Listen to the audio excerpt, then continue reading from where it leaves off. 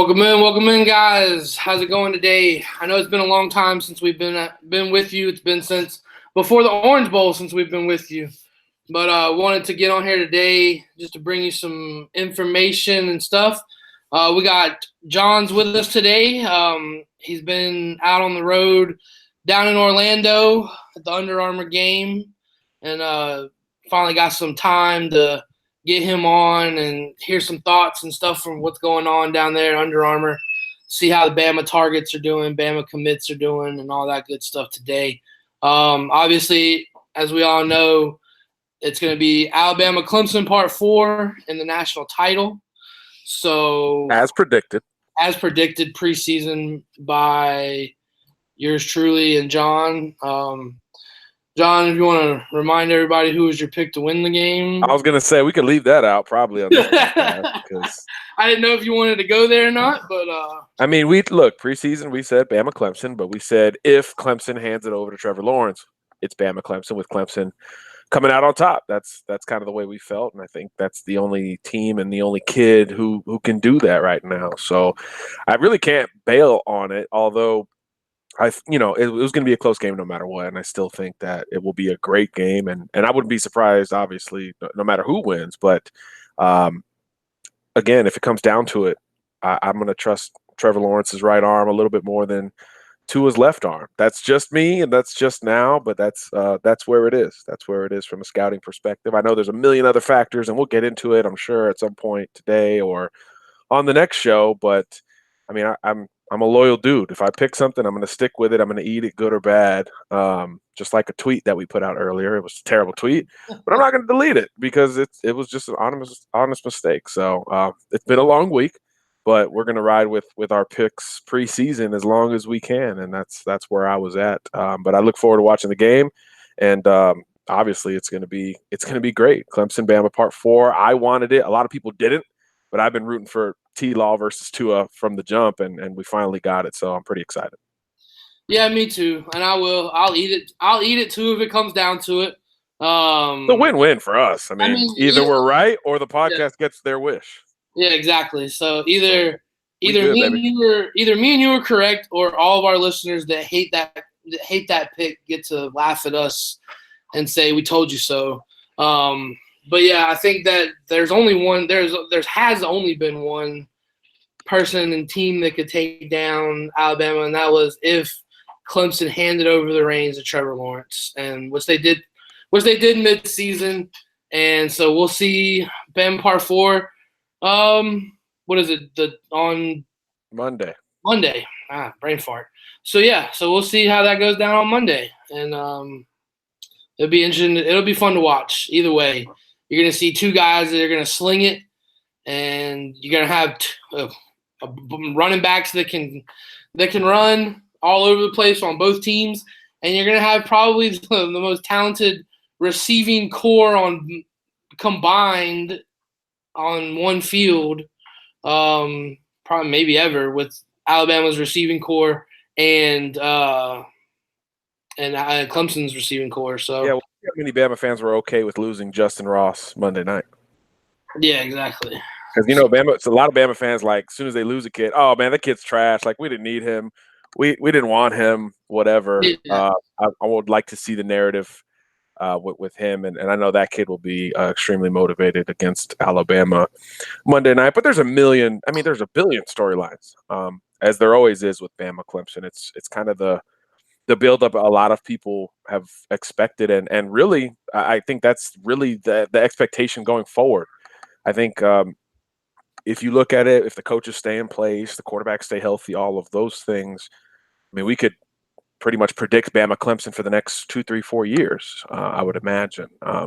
Their recruiting is not slowing down. The elites are not stopping. They're not going elsewhere. Those are the top two teams in the country, on the field, off the field, structure, stability, all of those things that you look for, they're going to be there. So some people think it's boring. I sure as hell don't, because it keeps best on best, two Southern teams, which is fine with me. I don't need Washington or in here or anybody else. I definitely don't need a Midwest team in here. So I'm cool with teams 5 or 6 hours apart playing for the Natty all the way in California, because why not? If they're the best, Why let's not? showcase them all over the country, right? This year in Cali, then they go to Texas, then they'll be in Miami. Yeah, Why not? because Cali likes to pull that card of like best football in the country when I mean Nah, I'm good on that. everybody knows the South. Um, but it'll be fun to watch out there in Cali. I'm looking forward to it. Monday night. So some interesting things have gone on since the Orange Bowl. There's been some interesting games. Georgia a little bit too busy tweeting and not busy enough worrying about Texas. Good for Texas, man. College football needs them to be back. Texas, I don't yeah, know if they are, but college football needs them to be whatever they think back is. Texas, yeah, college football. It's one of those. It's one of those programs that college football needs to be good. So yeah, it was good to see Texas beat who some people thought should have been the fourth team in, and obviously Notre Dame. Twitter was great last night. Oh yeah, and then obviously the Cotton Bowl didn't live up to anything. No, man. Go back and listen to the last show, man. Notre Dame just doesn't have the guys to play with Clemson. Everybody was like, "Oh, Clemson hasn't played anybody," but watch how they've beaten everybody. They've basically done what Bama has done. I mean, these are the two best teams, and athletically, it's really nobody can match up with them when they're on their game. And Clemson was on their game. Again, people will point back to Bama, Georgia. Bama wasn't on their game against Georgia. Independent of Tua, who was obviously banged up, who was obviously not right, even independent of him, Bama wasn't on their game against Georgia. So guess what? Georgia made it a game in the first half. Bama adjusted, and the backup came in and won it. That was Bama's B or C effort, and you still won the conference, and the toughest conference in college football. So when Bama and Clemson are on their game, nobody in this country can touch them, and Clemson was absolutely on their game against Notre Dame. And poor Brian Kelly, man, he had to have flashbacks of 2012 with Clemson doing pretty much whatever it wanted. Travis Etienne, I think, is still the least talked about superstar in college football. And then everybody saw what Trevor Lawrence did with his big receivers, Jay Ross, T. Higgins. It's going to be a heck of a matchup. That receiving group against these Alabama DBs who have played well all year. But these are bigger Bama DBs than really Saban has had at his disposal at cornerback. So I just think it's a fascinating matchup. It's going to be really going to be ideal. This is on paper what kind of should have been. So it's good to see that play out. That's why I like college football more than college basketball, because college basketball, you get a team that's hot from three, and it's a bunch of little, 6'3" dudes who will never play in the NBA, just hoisting up threes, and boom, University of Maryland, Baltimore County is making a run against Kentucky and North Carolina and Duke, et cetera. So that's great and fun and good for gambling and for people who don't care as much about college basketball like me, but it shouldn't determine your champion. And in college football, we really don't allow that to happen. Sorry, UCF. We really don't allow that to happen. So I think it's kind of the way it should be. And the two best teams, the two most talented teams, the two best coaching staffs will play for it all Monday night. So it'll be storyline heaven. It'll be football heaven for me, and I'll be glued in for sure. And again, for this podcast, it's a win-win. So y'all hate hard if we're wrong. Please do. So Yeah. So yeah. So going forward, we'll look at. I just want to hear your thoughts and opinions on a couple of the Alabama guys down there at where you're at in Orlando. Who's been your biggest good surprise and your biggest bad surprise so far of Under Armour week? Yeah, if you guys hadn't seen, I mean, we've been busting our ass on video every day. Me and Alan True from 24/7 Sports. I mean, we've got every one-on-one rep of the O-line, D-line, receiver, DBs through 3 full days of competition, including yesterday where they were in full gear with the funky floral pants that I'm sure producer Kev loved. I need you to grab me a pair of those. We have literally hundreds of clips of these guys, all labeled, so you can see a bunch of all the Bama commitments and targets in action, whether it's, Neal, Sopsher, Pickering, Boygby, Kevin Harris, Turnage, Battle, Christian Williams, Mari Kite. I mean, there's literally a dozen plus guys who are working every day who Bama's in it for. But in terms of surprises through the work week, and today was just a walkthrough, so really nothing was revealed today. But the first 3 days were really the height of the intensity and the competition, especially Tuesday with the full gear on. I think when you go good surprise, I think the DBs. I was going to go Amari Kite. He's been the guy who's progressed the most each day. The first day he was just overwhelmed, and Kayvon Thibodeau literally got by him untouched a couple of times. But 2 days ago, he was better, more of a 50-50, 60-40 guy in terms of wins, losses.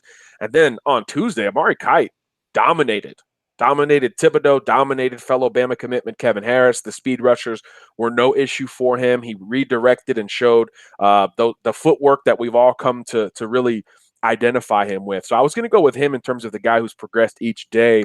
But I think the Bama DBs have impressed me the most based on what I thought. I knew Brandon Turnage and Jordan Battle in particular could cover. I knew they were corner safety hybrids. I knew they had the ability to play outside and inside whenever they wanted. But to do so in this setting against elite wide receivers every single day, you're talking George Pickens, Theo Weiss, Jamison Williams, a lot of guys that Bama was in on at one point, Jeremiah Payton. These are all top 100 type guys. To go in and cover those guys consistently and on routine as 6'1", 6'2" DBs is simply phenomenal. And both of those guys have done it every single day. Turnage is about as savvy a kid and smart a kid at DB as I've ever covered. Sitting down with him at check-in, I was floored by his intellect, by his football IQ. I mean, this kid was breaking down concepts with Alabama before he signed. And it's part of the reason why Alabama held off Ole Miss. And he said, look, Ole Miss was a legit threat. He's from that area. Everybody thought he was going to flip, or some people thought he was going to flip. And he said at one point it was serious, but the structure of Alabama and the emphasis that they put on their players mentally really separated the Tide and the Land Sharks over in Oxford. So that alone, I was already like, okay, I don't even care how if this kid looks bad, mentally he's going to figure it out at Alabama. But then athletically, boom, he's just as sharp, playing a position that really isn't his own. He was a corner safety hybrid, a lot of receiver in high school, but he's been excellent no matter the role at Under Armour. And then Jordan Battle, very similar in his intellect, a sharp cat, coached well, obviously St. Thomas Aquinas, one of the top high schools in the country. But I think the difference between Turnage and Battle is just that dog. Not to say Turnage doesn't have it, but Battle has that South Florida in him, where when the ball is in the air, powerful things happen in his direction. He's pulling one arm away. He's knocking the football down. He's grabbing interceptions. And I think Battle has shown it against even more crafty wide receivers to some degree than Turnage. Turnage has done well with the bigger guys, George Pickens, Jeremiah Payton, Dylan Wright, and Battle has done well with the smaller, craftier route runners, Jamison Williams, John Dunmore, who's going to Penn State. That's where it gets really special. And when we talk to him pre-week at the check-in, Bama thinks he can be Minkah Fitzpatrick. They think he's a guy who can move around. He said Bama recruited him that way down the stretch, and that was one of the big reasons he picked Alabama over Ohio State in the end. He wanted to live up to that. And again, when you recruit kids in the South, to cycle it back to what Kevin was talking about, where the best football comes from, when you recruit kids in the South, the majority of them want to have those expectations. They want to go in and compete with lofty expectations. Not to say it's not present elsewhere, but it's just more present in the South. You don't hear Midwest kids talking about that. You hear Midwest, West Coast kids talking more about depth charts and, oh, well, they had only one DB committed, so I thought that would be a good opportunity to play early. Like Jordan Battles of the world, they're like, oh, they got 5 DBs? Great. I'm going to go in and beat them all and play. So there's a different mentality there with a guy like Jordan Battle. So he hears Minkah Fitzpatrick comparisons and he's like, great, I'm going to go live up to them and be better if I can. That's a rare kid. That's a rare mentality, especially for a guy who can play multiple positions in the secondary like Minkah. So I think the check-in interviews got me really even more excited to see these guys work. And just as impressively, they've lived up to, what I thought on and off the field of them. from senior year to check in through the week against elite guys. So I think those guys have been the best surprise on the positive side, with Amari Kite as kind of honorable mention. King Makuta has been better than I thought. On the flip side, I think Kevin Harris has been a bit disappointing. I think Justin Boygby has been a bit disappointing just based off of perception. We knew Harris was more of a one-trick guy. Right now, very raw, long, lean, speed, right? So he's hustling. He's doing all the right things. He's not quitting or anything like that. His mentality is good, but he's just not polished. And he's been buried by Kite. He's been buried by Kenyon Green, going against, elite guys, top 50 guys, but he hasn't made the adjustments that you want to see. With Justin Eboigbe, it's not that he hasn't been good. He's been middle of the pack, which is fine at an event like this. But this was a guy that going into the week, we said, hey, if he did what he had to do, he could be a 5-star. I don't think there's any shot at that at this point. He hasn't flashed as much as we thought. Now, to his credit, other guys have been in and out. Ishmael Sopsher, Nathan Pickering missed a whole day of practice, and Boygby was one of those guys that said, you know what, I'll go and play inside. I'll go up over the nose and take extra reps while other guys were out. So it's not, again, mentality-wise, it's fine. It's just physically we hadn't seen the flash plays that we thought we would see. There's some chatter that he's a little bit banged up with a knee injury, but he hasn't said anything about it, and he hasn't taken any less reps. In fact, he'd probably take the most reps amongst defensive linemen. So mentality-wise, you love where Justin Eboigbe's at. Just physically, he hasn't flashed off of the edge or inside with the power that I thought he could on occasion. But I also think part of that is that the O-line he's facing every day is Evan Neal, Darnell Wright, Zeke Correll, just some of the best offensive linemen that are here. So I think that's part of it as well. So not necessarily bad, but disappointing compared to his ranking and where I thought his ranking could be following this week. But when you have 12 or so Bama commits, there's going to be a wide range of evaluation and observation through 3 intense practice days. So that's where it's at right now. But hey, the game is tomorrow night, so who knows who can turn up at a different level with the bright lights on at a college football stadium. So we'll see how that plays out. I'll be on hand for that, and obviously we'll have full coverage. Yeah, awesome. It's been good watching the updates and watching the videos that you posted. I've been keeping up with the O-line one-on-ones just because it's kind of my thing. Who have you liked? All right, so I wrote an article back I don't know, a couple weeks ago where I talked about my sleepers in this Bama class, and one of my sleepers was Darian Dalcourt, St. Francis Academy, Baltimore, Maryland, and from what I saw, from the one-on-one reps, is Darian Dalcourt looked pretty dang good, especially with him snapping the ball. I thought that was a good thing to see. I like to see him at center.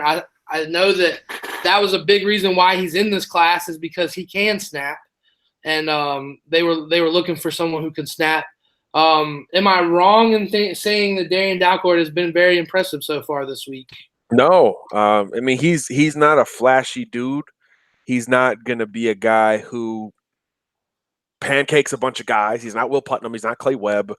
But, man, in terms of just consistency, he's been there every single day. And, again, you're talking about playing center in this setting. So that means when you're snapping the football, you've got a blue-chip defensive lineman basically on your ass immediately. So you are really tested in quickness and just how quick you can anchor because these guys with the pads on, you already know, Kev, what they want to do. These interior guys, it's bull rush city. They're not trying to be fancy. They're not trying to, outside of like Nathan Pickering once or twice. I mean, they are like, oh, full gear on. Like it's not a camp where we're in shorts and t-shirts. I'm going straight through you. So his ability to be consistent with all of that pressure, I think, has been really good. He's probably been the second best interior guy that I've seen behind Zeke Correll, who's on the other side, who's going to Notre Dame. He's probably been my favorite. But Dalcourt's been right there. And again, as consistent an interior guy as we've seen, and he's been better than some big names. He's been better than Wanye Morris.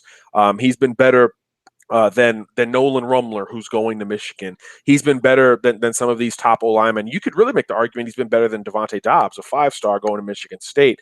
Dalcourt has been as consistent as anybody at the event. The only linemen who I would say for sure have been better this week would be the top of the top. You're talking Kenyon Green, Evan Neal, Darnell Wright, and that might be the list. Dobbs and Dalcourt are probably that next wave along with Correll. So those are great players. And I think going into this event, Dalcourt was one of those guys who was going to be buried in the conversation just because there were so many other elite linemen and so many other Bama commits for that matter. But he's held his own and he's been as consistent every single day, just kind of a B+ every single day out there. And I think based on his inexperience at center and on the competition he's going up against, that is huge news for Alabama, because when Bama lost Clay Webb, there was a sense of, oh crap, what is Bama going to do for its future at center? It's Emil Ekiyor, who they flipped from Michigan last year, and then potentially Pierce Quick if he learns it, and potentially this guy if he learns it. Well, now you have a guy coming in who knows it and can handle that. So I think that'll make for interesting competition here over the next couple of years. And I think Dalcourt's a guy who, even as a top 247 guy, may even still be underrated. And by the way, in terms of the all on the hoof team on how these guys look, he's right up there as one of the best looking guys on this Alabama commitment list. Holds 290 or so extremely well. Pound for pound looks as good as Boydby does on the hoof. Looks as good as Jordan Battle or Trey Sanders look on the hoof. This is a kid who takes care of him. I mean, he's probably 6'2.5" or so. I mean, he's center. For center. I mean, there are no size, motor, consistency questions with Darian Dalcourt. There might have been some competition questions, but again, how he's held his own out here, I think, has been ultra impressive. And I think he's a guy who, again, as a top 247 guy, is underrated. I think he's more of a top 150 guy when we get out of this week. Yeah, that's what I wanted to. That's what excuse me. That's what I wanted to make sure, because I know that with going to St. Francis Academy, they've had to like piggyback and make this weird schedule, and they haven't really played anybody. And then they played the Lee County out of Georgia the other week. I just wanted to see his when he played competition, how he performed, and I have been impressed so far with the way I've seen him perform. Anybody else that has stood out, Bama commit or non-Bama commit, anybody or target or anything like that, anybody else that kind of surprised you this week? Yeah, I mean, there's been a ton. First of all, the quarterbacks not named Bo Nix have been awful. We've talked about how it's like the Under Armour game always struggles with quarterbacks for some reason. Well, last year was rough too. I just think the combination of kids enrolling early and a weak quarterback class, and the All-American Bowl having better quarterbacks, and I'm not going to get into the whole which bowl's better. Both rosters are unbelievable, and I'm happy being here in sunny Florida. But the quarterback play has been tough. I mean, there's 2 Arizona State commitments. I mean, is that a hat tip to Herm Edwards, who used to coach in this game, or is the quarterback group really that bad? And I think it's probably both. But outside of Bo Nix, as passers, I should say, because there are some dual threats who I believe in the game could have a Joey Gatewood type of game and do some things. But as passers during the week on air, in team sessions and 7-on-7, I mean, it's been tough. There's a lot of interceptions to go around. There's probably some inflated DB egos, which isn't hard to do because of how rough it's been with some of these quarterbacks. And on the flip side, some receivers who probably have had better weeks than they're getting credit for, but they hadn't been able to catch as many balls because even though they're breaking wide open, the ball's out of bounds or the ball sails or whatever, and the weather's been fine. There's no wind, there's no rain. It's been pretty clear, 75, 80 degrees every single day. So the quarterback play has been surprisingly tough. Outside of Bo Nix, who's far and away the best quarterback here, and I still think the best quarterback in this class of 2019 compared to some of the others. But a lot of the other big names are in Texas, whether you're talking Talia Tagovailoa, Sam Howell, Spencer Rattler, who I think is the consensus number 1 quarterback in the country right now. The big kid from Texas, Grant Gunnell, who's going to Arizona. I mean, broken every Texas record. He's at the All-American Bowl. So the kid, Holinsky kid, who's going to South Carolina, who has one of the best arms in this class, he's in the All-American Bowl as well. So I think the quarterback play in Texas indoors is going to be a lot better than what we get here in Orlando outside. But that's kind of been disappointing, and I think has hurt some prospects. But in terms of guys who have just impressed overall, I mean, Nathan Pickering, when that kid wants to go, he can go with anybody. He can look as quick or as powerful as any defensive tackle in the country when he wants to, and that's the key. It's one thing to flash; it's another to be consistent, and I think that's his biggest issue. Ishmael Sopsher, we haven't seen a ton of. He had a helmet issue, believe it or not, which is really unacceptable at an event like this. So he's only gone full out one day, and that was yesterday. So we got 5 or 6 reps out of him, and he was solid. Powerful. One of the guys who drove Zeke Correll backwards as much as anybody. Not as quick maybe as Pickering, though. So be interested to see how motivated he is for tomorrow night with the bright lights on, because the kid was pissed that his helmet wasn't ready for the first couple of days. I mean, these kids, and you want to see that. Like his helmet wasn't ready, or they didn't have one. There was a helmet issue. It was deemed not safe, and he couldn't practice the first 2 days. So the Zenith folks really need to tighten up, honestly, because that's #1 defensive tackle in the country, and everybody wants to see him work against Darnell Wright and Evan Neal because they played some guard this week as well. I mean, who wouldn't want Neal versus Sopsher 3 straight days? I sure as hell wanted it, and I only got it for 2 or 3 reps yesterday. Awesome. And we're not going to get it in the game because they're on the same team. So that was kind of disappointing in general. But there's a lot of shuffling going on with these all-star games. Kids are backing out. Kids are like John Emery just didn't show up to the Under Armour game. Kids are enrolled at their school. So Derek Stingley at the LSU #1 corner in the country, he's practicing with LSU leading up to that game yesterday. And then obviously Pierce Quick doing the same thing. He was supposed to be here. Clay Webb doing the same thing at Georgia. He was supposed to be here. So there's been a lot of shuffle with these games. Doesn't mean they haven't been fun and there hasn't been elite performances, but there's been a little bit of a downtick in the overall talent. Again, not getting into one versus the other, but overall, these kids enrolling early, the early signing period, I think has really changed the postseason for these kids as seniors. But there is still a group of kids who just want to go at it every day. They do care about the rankings. They do care about where they stand. And I know Ishmael Sopsher is one of them. So it kind of sucks for one of the kids who didn't get, hurt or didn't get tossed into something that he wasn't ready for, or didn't enroll early when perhaps he could have. He can't even perform some of the days because of an equipment issue. So I don't know the specifics, but it really is ridiculous. I mean, this kid was at the Future 50 here last year, and I think committed to this game. So they've known for a literal year that this kid was coming. So kind of weird there. But everything has been organized in terms of our access, what we can and can't do. They were a little chippy with it last year. So we've gotten a ton of video out of it and some updated evaluations out of it. So I'm not complaining overall, but you do feel for a kid like that who's very aware of his situation and wants to show what he's got, which is, the literal point of these games. So that's a little tough, but he will be out there tomorrow night, and I would imagine he'll be as motivated as anybody to show out, and I think he will. So we'll get Sopsher versus Darian Dalcourt, that type of matchup tomorrow night. So that'll obviously be Dalcourt's biggest test, but if this week is any indication, he's going to hold his own. Nice. I got one more for you from this game, and then we'll kind of move on to some other stuff. With Alabama missing on Nakobe Dean, how has Shane Lee looked, Dalcourt's teammate? I know a lot of people have kind of been wondering about that. Obviously the same thing with Dalcourt, like level of competition isn't as high and all that stuff there because they don't play a traditional football schedule. They have to piece together this football schedule because their league has dropped them for player safety issues, and which is amazing to think about. Amazing in itself. But so I think a lot of people kind of want to know, is Shane Lee legit, and is he that answer for missing out on Nakobe Dean?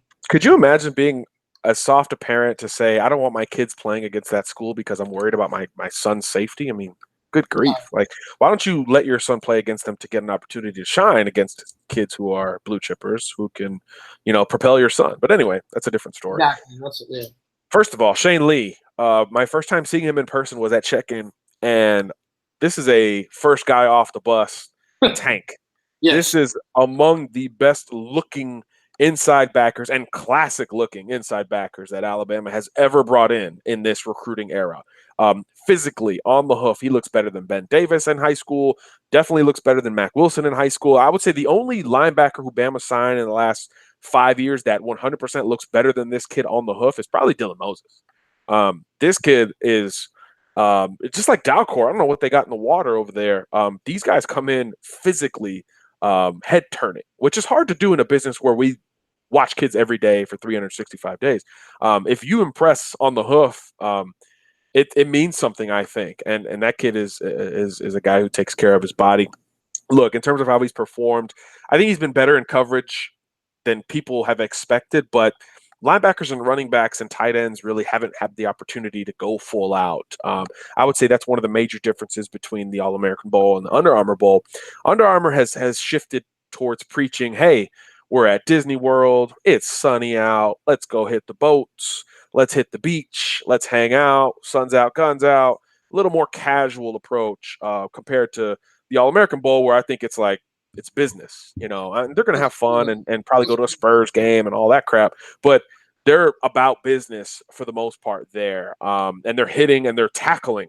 There hasn't been one tackle at this event yet. Obviously, we'll get that tomorrow night in the game, but everything's been kind of quick whistle here in Orlando. So in terms of the linebackers impressing, if it's not breaking on a football and 7-on-7 and laying a kid out, we really hadn't seen it. So I don't think Shane Lee has really had the proper evaluation. He's not on the team that I'm assigned to watch, so I haven't physically watched him more than a couple plays on video. But we'll get a full look tomorrow. And I think that's why we focus on O-line, D-line, receiver, DB during the week, because during the game we'll get our fresh quarterback evaluations, running back, and linebackers, because those are positions where you want to see the live bullets, man. Shane Lee can look great, but if he can't play when the lights are bright against these fellow elite running backs, he'll be going against Jerry and Ely, Daniel Carter, Noah Cain. I want to see Noah Cain versus Shane Lee. Sounds amazing in the open field. That's what we need to see from him during the game. I don't think him impressing in practice is going to do too much. I mean, it's nice if a linebacker flashes, and I think the one who has flashed the most is probably the guy we have number one in the country, and number two, both of them. Brandon Smith, Nakobe Dean, those have been the guys who have impressed despite the circumstances, but those are also guys who are known for space and coverage. Shane isn't, so we'll see when the lights come on how well he does. Again, I'll be there. My camera will be rolling. I'll have a specific interest in those positions because we really don't get a great look at them during the week. So I'll leave Shane Lee a little incomplete, but man, on the hoof, impressive. Talking to him, impressive, and he hasn't stood out in a bad way where you say, man, why is that kid here? He's not on that list. And that list is 6 or 7 deep on how is that kid an All-American? He's not one of those. So I don't think there's any worry from what we've seen the last 3 days. And again, we'll get our best look tomorrow night. Awesome. Thank you for that. Moving forward, I guess we want to preview just a little, do a little preview. We'll get more in depth probably this weekend, but we'll start talking about national championship game. Man, and what's gonna, we'll just kind of briefly go into what's gonna be our big matchups to watch, and then we'll go more in depth into it over the weekend. But national championship game coming up, Clemson Bama Part 4. I'll start with mine. I think my position groups to watch, obviously for me, it's going to be offensive line, defensive line, and can Alabama's offensive line hold up the pass rush of that Clemson defensive line, minus Dexter Lawrence, obviously, but I think they kind of showed against Notre Dame that even without Dexter Lawrence, that defensive line can be dominant. So that's my position group to watch is Clemson's D-line versus Bama's O-line. and then because obviously they're both missing guys, Clemson's missing Dexter Lawrence due to the failed drug test or whatever, and then Alabama's missing Deontay Brown due to NCAA. Everyone's cheating. So, um, so yeah, they're both missing a key starter, and it would be who's the better backup in mine. I'm obviously going to say Lester Cotton's going to be the better backup than whoever they trot out for Clemson at the moment. So, in that standpoint, can Alabama's offensive line protect Tua and open up holes in the run game? Because obviously Notre Dame's could do neither. They couldn't protect Ian Book, and they really couldn't get a running game going. So that'll be my big key matchup is in the trenches for Bama and for Clemson. And John, I kind of think I already know who yours is, but just for kicks and giggles, who is your matchup to watch? Look at you censoring yourself. You're growing up. Yeah, I'm trying. I don't want to. Yeah, man, I'm going to the Clemson receivers and the Bama DBs, and it has nothing to do with what we saw against Oklahoma. I think there was a negative connotation against Patrick Surtain that was extremely overblown. Now, did he play his best game? No. Did he give up some underneath stuff? Yes. Does he need to be more aggressive at the point of attack? Absolutely. But his leverage positioning and assignments were largely on point against Oklahoma. So I think the casual, oh man, Patrick Surtain got roasted is a little overblown. Actually, it's extremely overblown based off of Alabama's adjustments in that game. They came out in a very man-heavy look. And what did Oklahoma do? They rebounded with some back shoulder throws that actually were some of Kyler Murray, who did win the Heisman, some of his best throws of the afternoon or of the evening against Patrick Surtain to a really good receiver in CeeDee Lamb. So I thought Bama adjusted to that by going to more of a zone look with a big lead at their back, you would go to anyway. And that big lead and defense dictates what you are willing to give up. And in these bail 3 looks that Alabama was utilizing more times than not, based off of my observations, will lend you towards giving up 10 to 12 yards at a time. The key is an offense like Oklahoma's willing to go 10, 12 yards at a time against you. At times they seem like they were, and at times it seemed like they weren't. So I do think that the scheme had something to do with the perception against Pat Surtain, but that has nothing to do with my intrigue with this matchup, because these are different wide receivers that Alabama is going to face, and the threat of a running game that Clemson has will dictate more man coverage for Alabama in this game, because Travis Etienne is better than any running back that Alabama has faced all year, minus DeAndre Swift, maybe.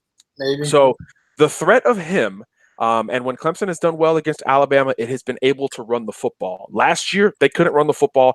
Bama dominated the game. The previous 2 years, both the running backs and Deshaun Watson were able to run the football effectively enough. So what you're going to see conventionally is more pressure from Tosh Lupoi, more man coverage with those defensive backs. And I think the receivers at Clemson are perfect if you want to do that, because that means more back shoulder throws with the most accurate quarterback in the country and 2 receivers who are 6'3" plus, that each have elite ball skills. Now Bama is ready to combat that. It's almost like they're recruiting for each other. And Nick Saban has admitted to such as in the past, where you have to recruit to your competition. And while Georgia's the number 1 recruiting threat to Alabama right now, if you're recruiting for on-field purposes, you got to think Nick is thinking about Clemson.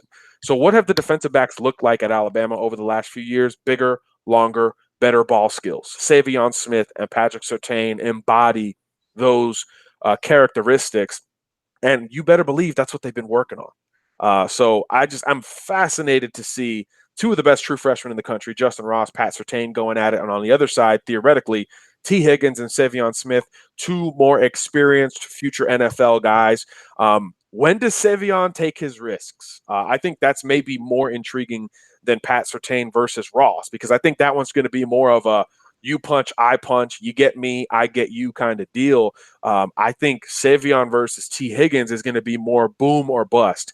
I'm talking 70-yard touchdown, 57-yard pick six. I think it's going to be that extreme with Savion Smith versus T. Higgins, if that's the matchup that Alabama looks to go at with these two. And I think that would make more sense because I think Savion is a little bit faster than Pat Surtain, and I think T. Higgins is a little bit faster than Justin Ross. So if I'm the defense coordinator, those are the matchups that I would look to do from the defensive back perspective. But both matchups play into strengths for these teams, and it's going to be absolutely fascinating. I think Trevor Lawrence's accuracy, man on man with these guys, back shoulder, down the field, underneath, is really going to determine this game for Clemson, for Alabama, because we expect the positioning to be good because it has been all year for Alabama. They have competed well against bigger wide receivers.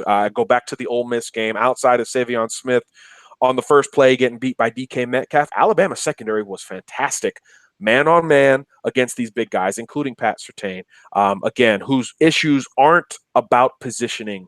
They aren't about leverage. They aren't about technicalities. They're about physicalities, things that are tangible that you can change. So I just think it's just from a DB mind like mine, this is my favorite matchup of the year. And when you factor in the quarterback, it just gets that much more exciting. So I think, like you said, the trenches will be important because Clemson can actually run the football and Trevor Lawrence is fairly mobile. So I think you have to allocate pressure there. So everything points to Lawrence on the move with these two receivers against these Alabama outside guys. And yes, I'm not forgetting about Hunter Renfrow. Look, that him and Shaheem Carter is a dream matchup for me as well. Those have been arguably the two biggest glue guys on their respective rosters. So when Clemson has the football, man, I'm so dialed in because, as you know, Kev, every time I predict an Alabama game, I think of the opposing offense because we know Alabama's going to score.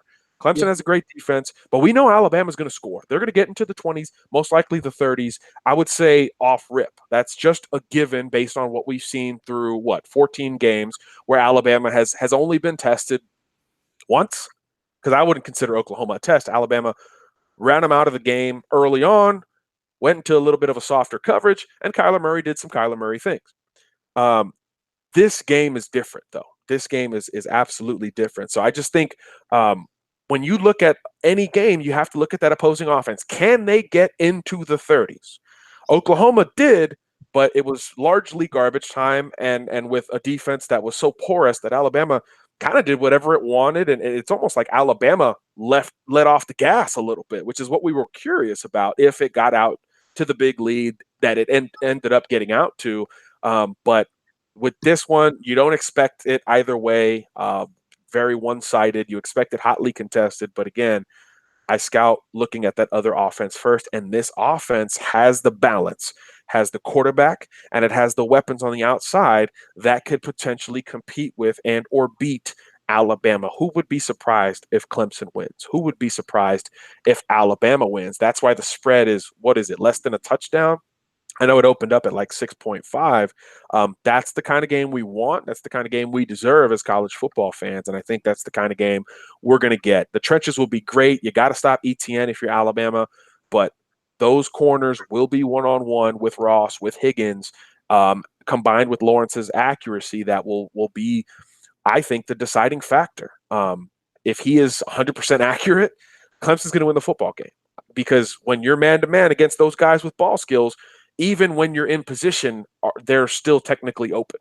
That's what great receivers can do. And you're talking 50-50 balls and jump balls. And the biggest separator between those two categories is quarterback's accuracy and the physicality at the point of attack, which has not been necessarily a strength for Surtain or Savion Smith to this point in the 2019 season. So I do think there is a slight advantage for Clemson heading into the matchup, which is part of the reason why I picked Clemson to win preseason, but it's not by a wide margin, and I think it's going to be a classic. This could somehow be the best matchup between Alabama and Clemson, which is hard to say because we've had a walk-off win for Clemson. We've had a near walk-off win for Alabama to open up this rivalry. So I just that matchup is about as good as it gets in college football. And the beauty of it is that everybody's fairly young. So we're going to get a lot of those names again at some point, we would think, between Alabama and Clemson, with Lawrence being a freshman, Ross being a freshman, Higgins is a sophomore, Pat is obviously a freshman. ETN is even a sophomore. So, I mean, we're going to get a lot of these names again at some point down the road. So it's kind of a dream. I think this is great for college football because it's good on good. The two best teams matching up and not some crazy upset like March Madness, not some crazy derivative from where we should be. This is exactly where we should be. These are the two quarterbacks that need to be going against each other and the two teams, two coaches, two everything that needs to be going up against each other. And I'm like more hyped now, if you can't tell. Yeah, I know it. I know it excites you. I know good DB play always excites you. But yeah, I think another one that needs to be looked at is because it's been their weak point throughout the year, and it's obviously been one of Alabama's strong points is with Tua in the passing game versus this, kind of not necessarily as good as it's been in the past Clemson defensive backfield. I think that the receiving, Jalen Waddle, Henry Ruggs, Devontae Smith, I mean, those guys could have big games. Just the Trayvon Mullen, the AJ Terrell, they're bigger corners. Terrell's a baller, man. But who's he going to cover? So exactly, who do you put where, and then who are you going to leave your linebackers on? And obviously they got Isaiah Simmons, who was previously a safety, who's now playing linebacker and, is supposedly running 4.3 at his size. I mean, where do you put him? Where do you there's so many guys. Who do you put on Irv Smith? Who do you put on Jalen Waddle? Who do you put? They don't got the guy for Waddle. Who's guarding with the back out of the backfield? They don't have that guy either. Obviously, we saw Josh Jacobs score touchdowns out of the backfield last week. So that's going to be the big thing for me, I think, and that's where Clemson's going to have a tough time dealing with that Alabama offense, and it'll be a defensive game, and defense is going to win this game. Whoever can stop the offense the most is gonna win this game. In my opinion, I just think it'll be whose defense comes to play. Yeah, it's going to be great. And the weather should be good. It's in Cali, so it should be. It's in San Francisco. It's in the Bay Area. It's going to be great. So give me an early X factor. Who's the guy you think early on that we're not talking about who could maybe break one or make a play that changes things? Early guy that we're not talking about that can make a big play. Let's see. Man, you put me on the spot.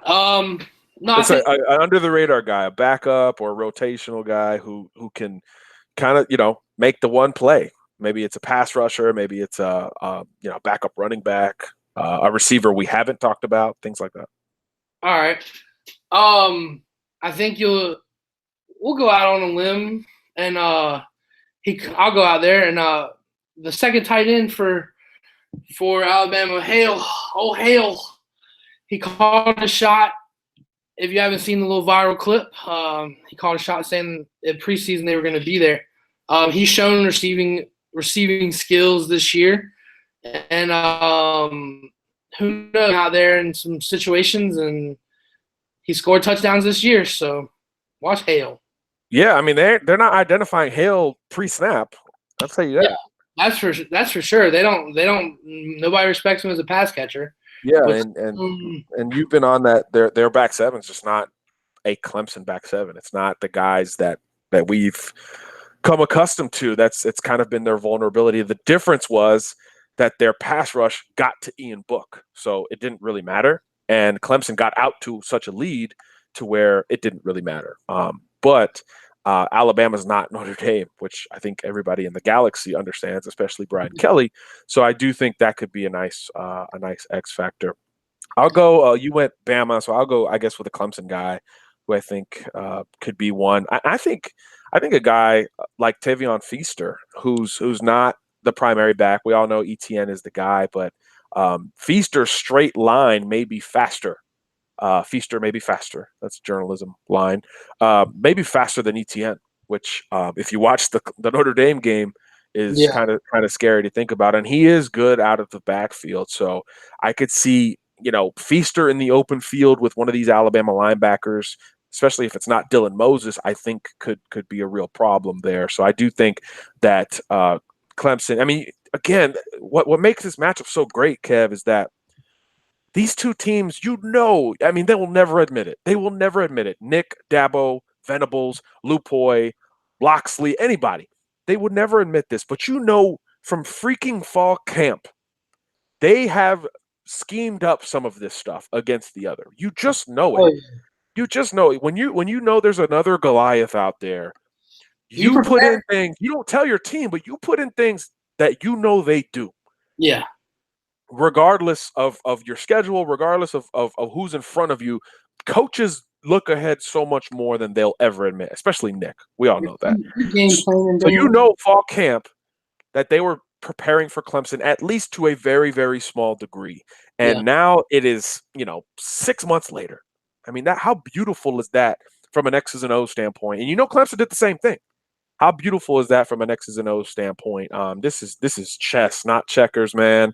And it's I'm so excited for it. And again, it's one of those, if you're a Bama fan, if there's a team who you not should be okay with losing to, but if there's a team that you are less angry at, it should be Clemson. Because look, this is a story for another day, but a lot of people, and includes more SEC kids, officials, coaches that I talk to more and more, the obvious call after Nick is still Dabo. I mean, preseason we asked some folks, Kev, and it was kind of fanish from the fan perspective. But hey, this thing is still there. It still has those kind of legs, especially now. I think that Brett Venables is still on his staff. There was a little bit of Brett Venables to Miami buzz before they, in my opinion, went a little lazy and settled for Manny Diaz the same day Mark Richt retired. But that's Miami. So I don't know, man. There's still a lot of that, hey, Dabo's the future anyway thing. So I just the storylines, the potential for what each and every time we get this game, the potential for what it means, it's like it gets higher every time. So when you factor in the athletes, when you factor in all of that, I think it just gets more exciting. And real quick for classification, there's been a little bit of misunderstanding in the chat. Somebody said that this Clemson team isn't as talented as the last Clemson team, which I think that's just about as wrong as it gets. Are you telling me that Kelly Bryant and these guys were more talented than Trevor Lawrence and these guys? Remember, Travis Etienne wasn't the main guy last year. They were still serving running back by committee. So I think Clemson is literally more talented at the skill positions now than they have ever been. Just pure talent. Not saying Trevor Lawrence is Deshaun Watson in terms of impact and overall impact, but in terms of arm talent and ceiling, he exceeds Deshaun Watson, guys. Look, I know that's hard to believe, but Trevor Lawrence isn't a guy that we just met. We've been watching him for 4 or 5 years, and just like we did with Deshaun. But even independent of Trevor, these receivers are more skilled as an overall. I think Mike Williams is the guy who's going to piss some people off. Like, hey, don't you remember him? He killed Alabama. Who else was out there? Deion Kane, Artavis Scott. Those guys aren't Justin Ross and Hunter Renfrow. So receivers, I think this group is more talented, although Mike Williams individually might have been the most talented. And then running back, I don't even think it's close. I mean, Wayne Gallman versus Travis Etienne, not even a conversation. And I like Wayne Gallman, and he's making a career in the NFL, which is great, but he's a backup. He's a reserve to a rookie. I don't think Travis Etienne will have that in 2 years when he's in the NFL. So I literally think at all skill positions offensively, Clemson is more suited to compete with Alabama in terms of putting up points than it has ever been. Not to mention with the familiarity that Dabo Swinney and company have. So I'm not saying Clemson's more talented than Alabama at any position, really, other than quarterback. In terms of ceiling, in terms of pure skill set throwing, I think Trevor Lawrence is more talented than Tua Tagovailoa. That's what our ranking said, and not much has changed since. They both have been excellent in college. The difference is one is a year older. But in terms of the amount of starts and experience, it's really not that far off if you want to take a deeper look. But in terms of Clemson versus Clemson, this is the team offensively that has the most talent, and that's what makes it so scary if you're an Alabama fan, because they're all young, just like Alabama's all young. So the defensive notion and the defensive battle we got last year between these two, I think, is definitely a thing of yesteryear. So just wanted to clear that up because the chat got a little crazy with what I was trying to say. So that's what I'm trying to say. Clemson versus Clemson. 2017 versus 2018 is not a conversation. I mean, Kelly Bryant's going to Mizzou because Trevor Lawrence kicked him out. Well, I mean, what's the conversation here? Maybe I'm missing something, but just wanted to clear that up. Awesome. Kelly Bryant. Alabama was like, oh, we'll just pit our ears back. Kidding me?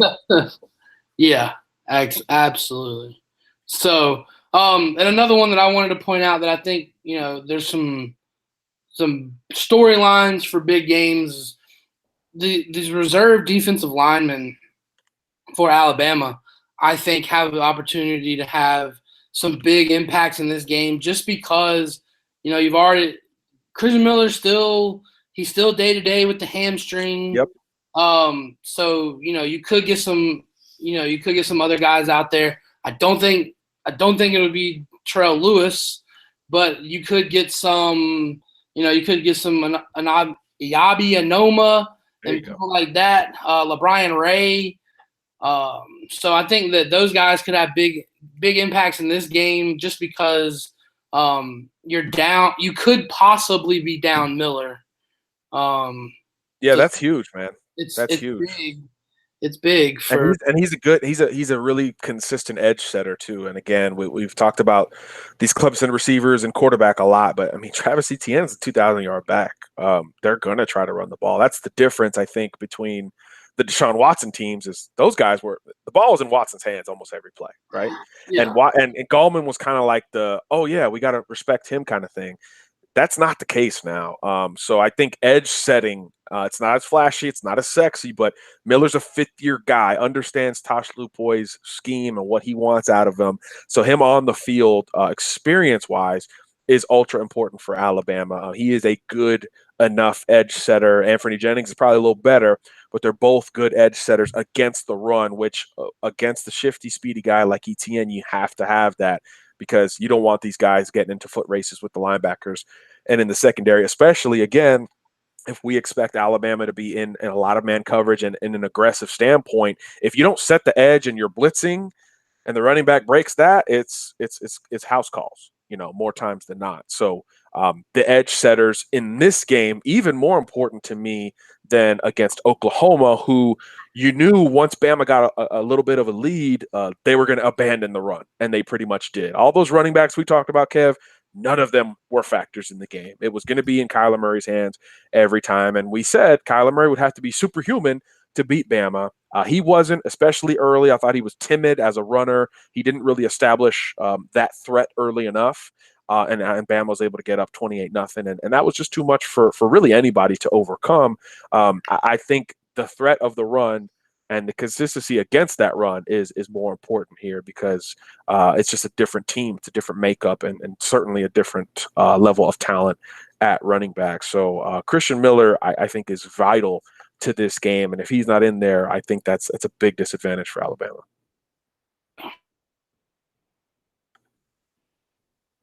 Coming through the live chat because it's gotten pretty crazy in here tonight. They act like we haven't been trashing Clemson's back seven for the entire year. Maybe this is their first time listening to the podcast, but that's been the whole thing. Clemson's back seven is not what we expect, and they haven't been good, especially up the middle lately. Nobody's saying Bama's not going to score in this game, but maybe y'all just tuned in. If so, thanks for checking out, Groon and Greg and B Row. Thanks for hanging out. But yeah, we've well established that point, I think. If not, do you want to reiterate it, Kev? Because you spent like 3 minutes on it earlier.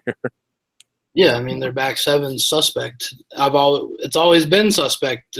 And definitely with this Alabama passing attack, it's suspect. Yeah, and you mentioned the bigger DBs they have, which is good normally, especially against Notre Dame, because Notre Dame has bigger, longer, just big receivers. Wide receivers. That matchup was perfect for Clemson. Bama has smaller, shiftier wide receivers. None of these guys are 200 pounds outside of Irv Smith. These are all guys who can beat you with the route, much less with the speed. So that's where the advantage really is tilted towards Alabama's favor. But I think that's pretty much self-explanatory. Alabama's wide receivers will absolutely have an advantage over Clemson's back seven. We've talked about it literally since the preseason. Clemson's back seven has been really the main concern with Clemson all year. They obviously have 14 games of experience now too, and they've probably played a little better than I expected them to play. But the Notre Dame matchup was just perfect for Clemson.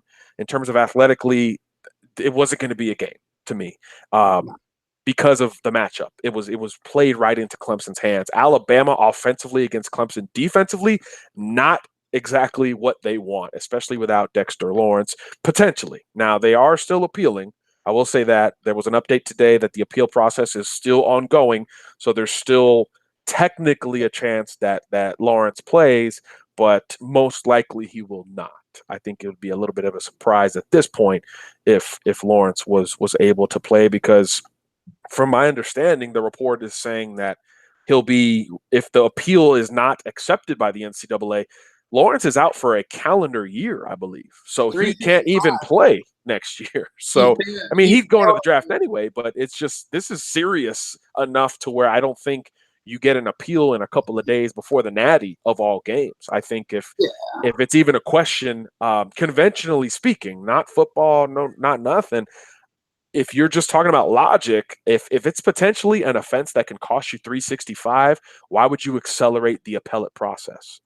I would not. I don't think the NCAA will. I don't think the NCAA wants that heat. No. And I think that probably means Lawrence doesn't play in this game. But the back seven, an issue for Clemson, absolutely, from day one, and certainly on day whatever this is of the season. Yeah, and that was my thing when I first saw the reports that he failed a drug test. I was like, well, if he's failed a drug test, he's failed an NCAA drug test because they're going playoffs. So it's an NCAA drug test. Exactly. Therefore, you fail an NCAA drug test, and that was always preached to us. You fail an NCAA drug test, you're done 365 from the day you failed the drug test. Right. So not even 365 from the beginning of the football season. You're done. He would be done 365 from the day of the failed test. So that's what that is, and I don't think you'll see an overturn on that, just because the NCAA, I don't think, wants that kind of smoke right now.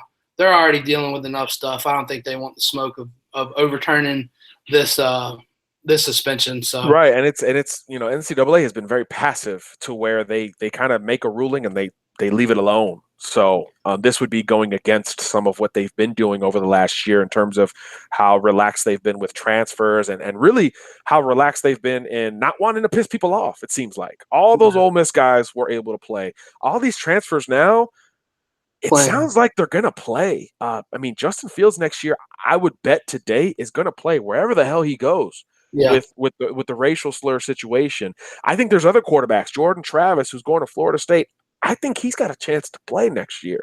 The NCAA has been very passive and PC about not pissing people off. So if there is smoke about a potentially failed drug test that they just happened to overturn before the most important game of the year, that's about as smoky as it gets. They do not want that. The NCAA is like, after all the Ole Miss stuff and all the basketball stuff, they're like, yo, we're playing PC, man. So if there's a failed drug test, I think it holds up based off of the trend of how they've been over the last year or two. I think Lawrence sits out this game, and it's a major advantage for Alabama and Alabama's run game, which because of the nature of how good Tua has been and how good these receivers have been, Alabama's run game just it's kind of a sleeper altogether. None of these guys have had to do a ton this year. Jacobs got to flex against his home state school. I still laugh when I see video of that safety who was waiting on Jacobs. How are you going to wait on Josh Jacobs? You got to attack that man. If you sit back when he has momentum and you're flat-footed, you have zero chance to make a play, much less make a tackle. That was just poor intellect by that defensive back who clearly didn't watch enough tape on Josh Jacobs. But that group, Jacobs, Harris, all good this year.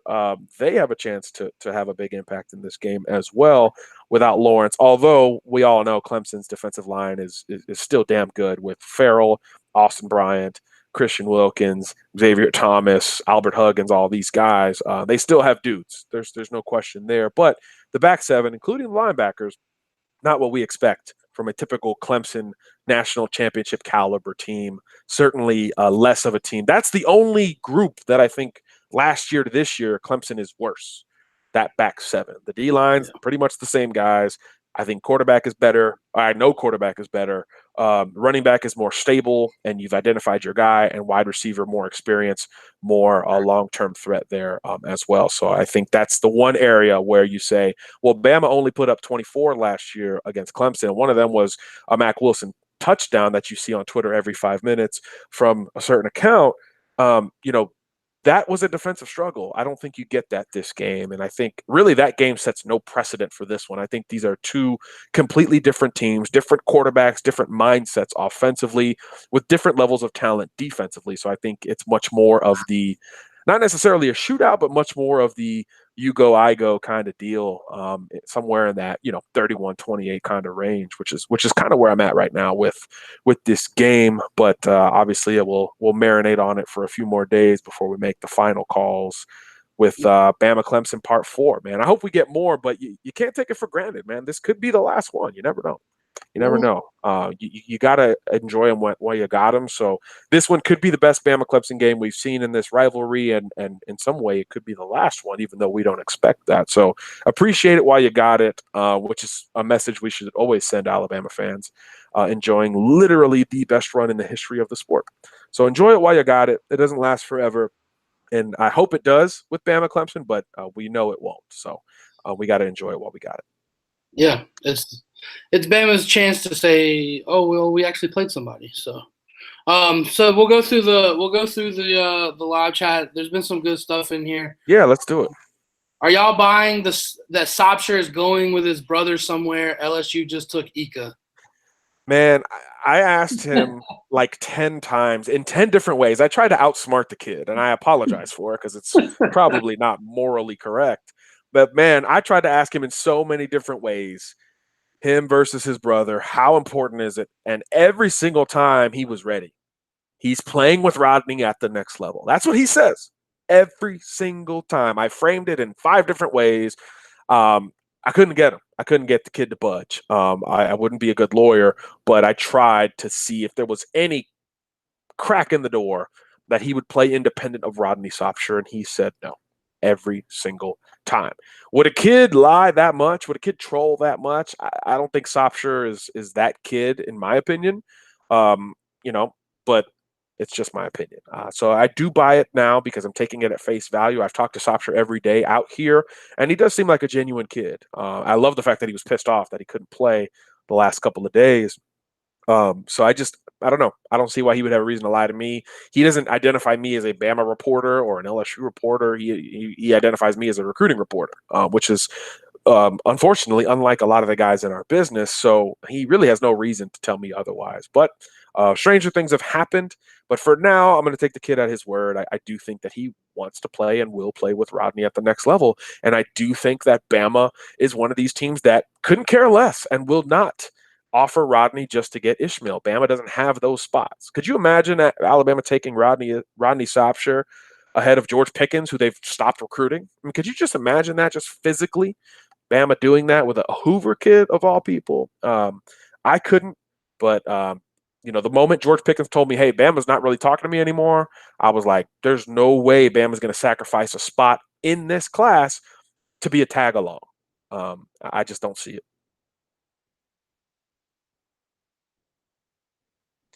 See what else we got here in the old chat. There's a lot here, man. Appreciate you guys hanging out, guys and gals probably hanging out. So Alfano's flashing in Texas. Absolutely. Every clip I've seen that Hank South of 24/7 has been putting out has made friggin' Antonio Alfano look like a man playing against like middle school kids. And another kid who's very motivated. Motivated for this week, and again, we talked about it.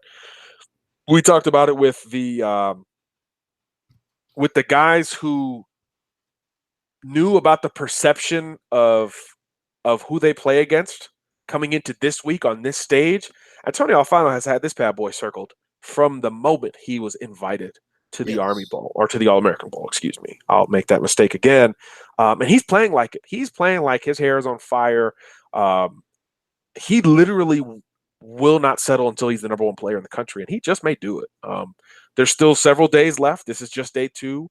But if he keeps this up, he'll just play his way there. I remember Rashaan Evans was a high 4-star at this event in Orlando at Under Armour, and he played his way to the 5th star. He just made us do it because he was the best player on the field in a game that had Fournette and Robinson and Humphrey and Tony Brown and Jabril Peppers and Myles Garrett.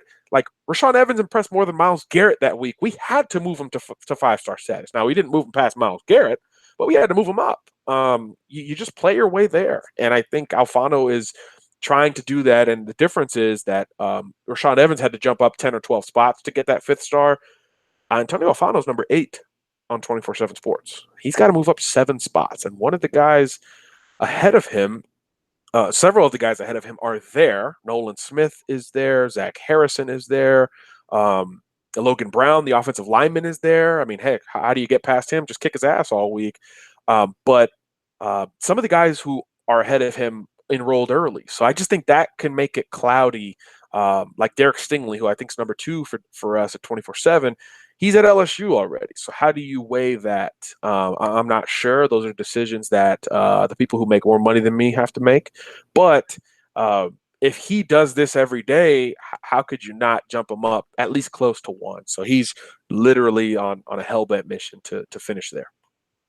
Yeah, I know, and it's not like he's going up against – I mean, I've seen him dominate Will Putnam, who is a really good offensive lineman that I really – he's great. He's great. So it'll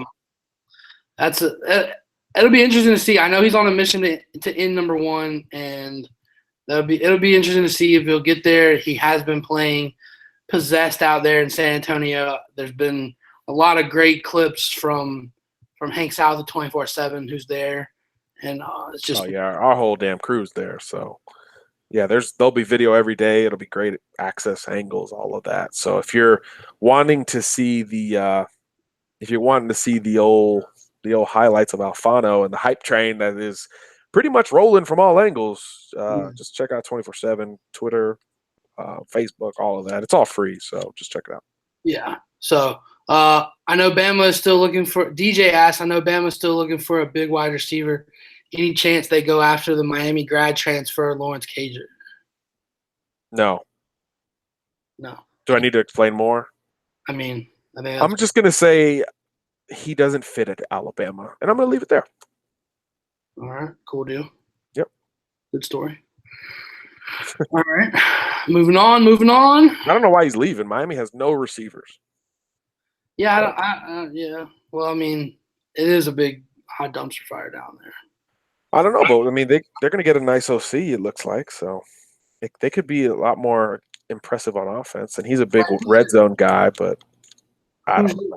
Who have you heard OC? Because I know who I've heard OC. Manny Diaz confirmed today that he's down to 3 candidates for offensive coordinator. Of course, he didn't reveal the names itself, but our Miami site is reporting that it is Major Applewhite, it is Larry Fedora.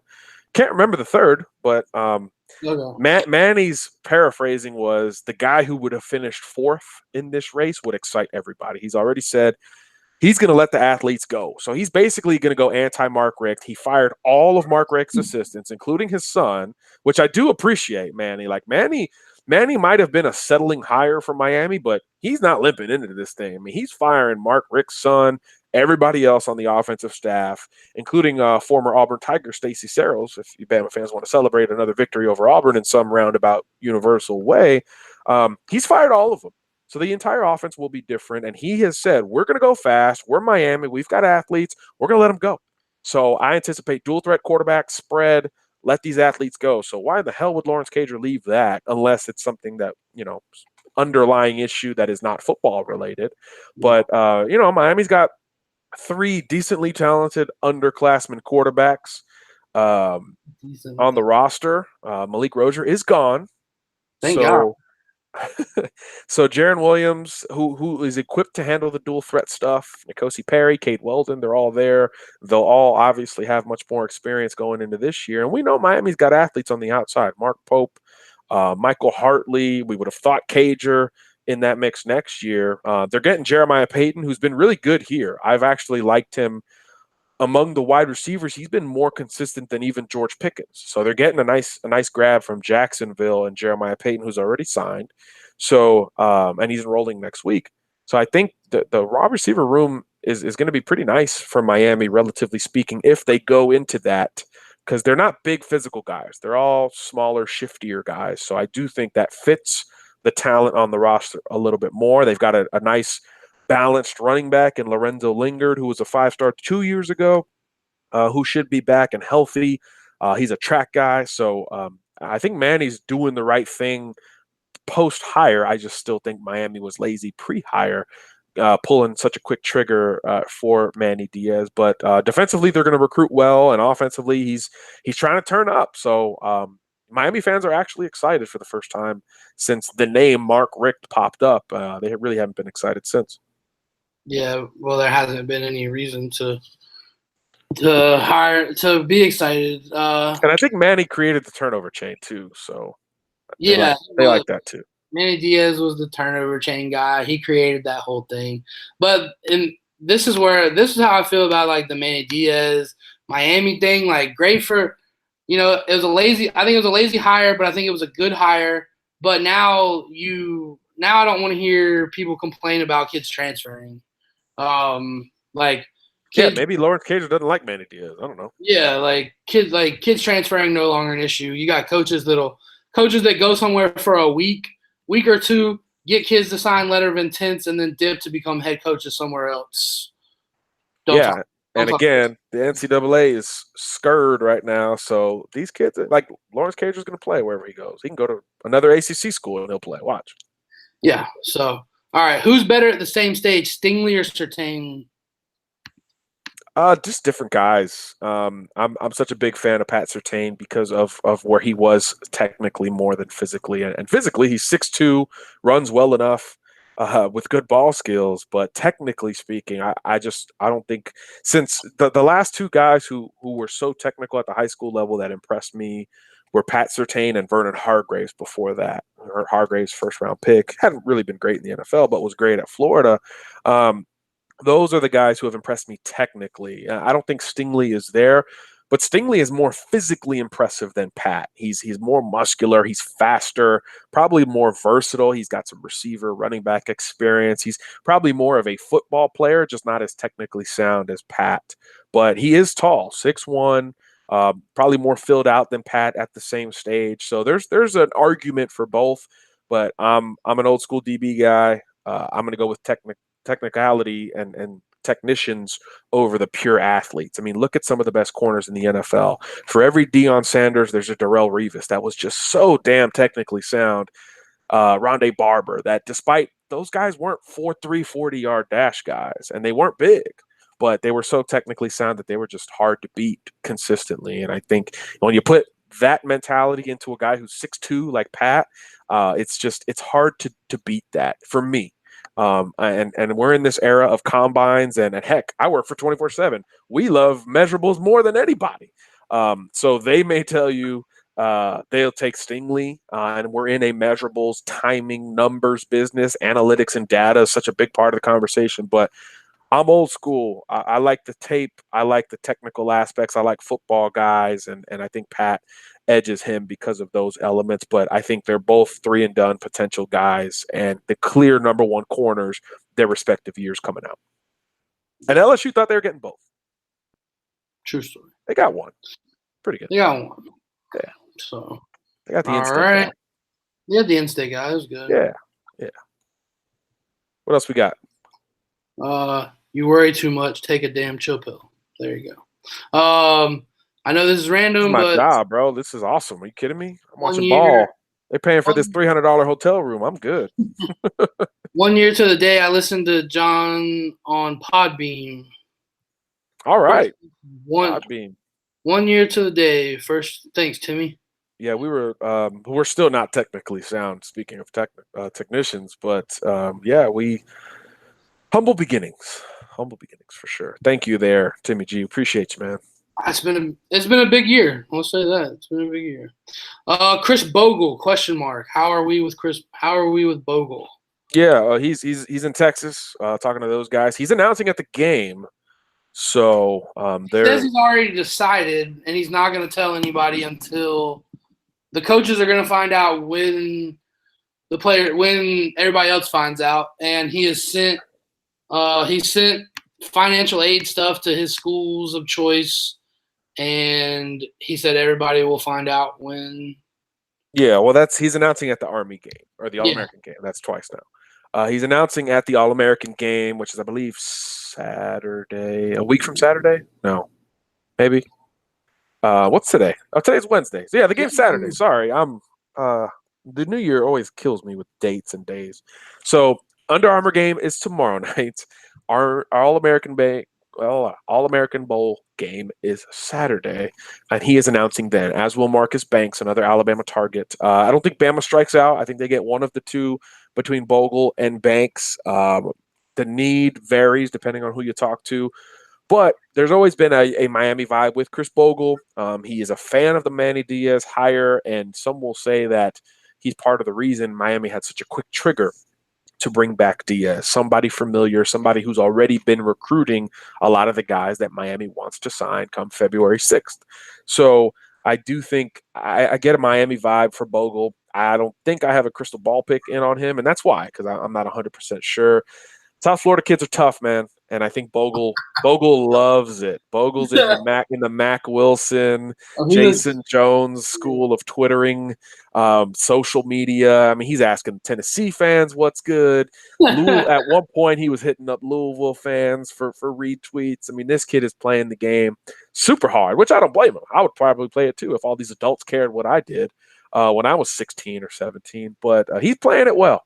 He's playing it well, and I think there's reason for optimism for multiple camps, but it does seem like it's a Miami-Bama situation. I'd probably lean towards Miami with the Manny Diaz news.